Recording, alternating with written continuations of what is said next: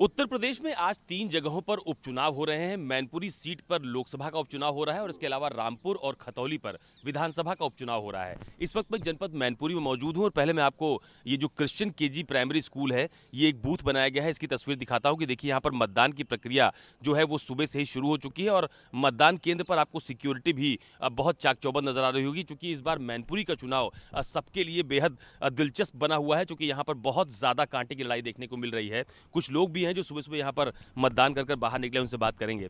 दादा, क्या नाम है आपका? कृष्ण गोपाल। दादा, ये बताइए इस बार मैनपुरी में क्या मुद्दे हैं चुनाव के?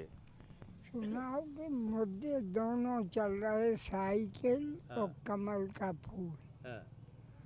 बस यही दो की लड़ाई है। लड़ाई तगड़ी है क्या? लड़ाई तंगड़ी।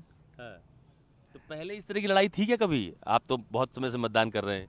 नहीं, पहले नहीं थी, अब ज्यादा शक्ति भी है और वोटिंग भी सही पड़ रहा है। वोटिंग भी सही पड़ रहा है। अच्छा, मुझे बताइए, क्या इसके पहले इतनी मेहनत कभी किसी पार्टी ने की थी, बीजेपी ने या समाजवादी पार्टी ने, कि पहले इतनी मेहनत नहीं करनी पड़ती थी? पहले समाजवादी का ज्यादा मेहनत थी, कमल का फूल कम थी और समाजवादी जीतता था, कमल यहाँ हारता था। अब इस समय टक्कर ज्यादा है। हाँ, अच्छा, टक्कर चल रही खूब।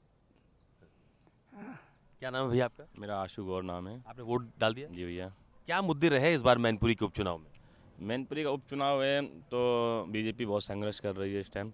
और मैनपुरी में हर नेता आया, जो केंद्रीय में मंत्री थे वो भी आए और घर घर जाकर मोदी योगी जी की सारी विचारधाराएं अपनी उन्होंने दी हैं।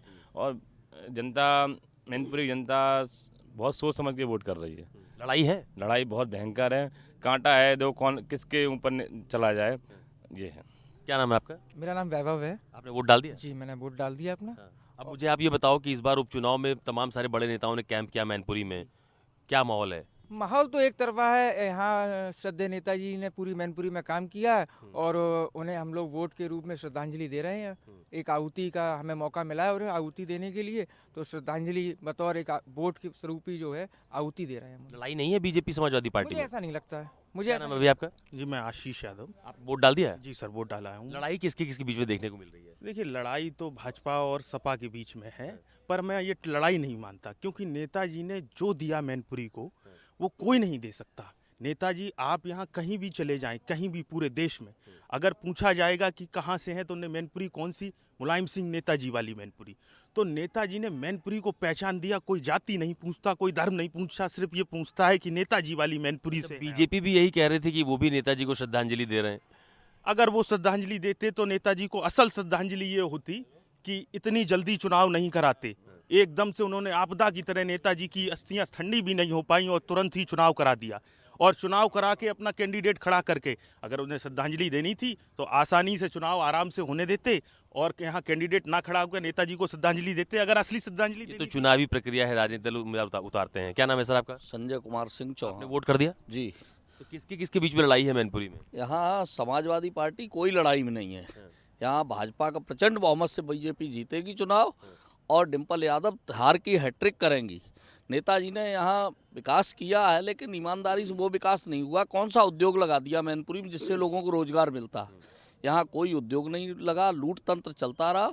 और अखिलेश तो उनका भी रिकॉर्ड, नेताजी फिर भी एक सर्वमान नेता थे, लेकिन अखिलेश तो उनका भी रिकॉर्ड तो बताइए, इसके पहले बीजेपी तो कभी यहाँ से नहीं जीती, इस बार क्या कैसे आप लोग बता रहे हैं? इस पोलिंग पे भी हमेशा 65-35 रेशियो रहा, जबकि ये पूर्व विधायक की खुद की पोलिंग है राजकुमार यादव की, लेकिन इस पे हम हमेशा 65% में रहे, वो 35%।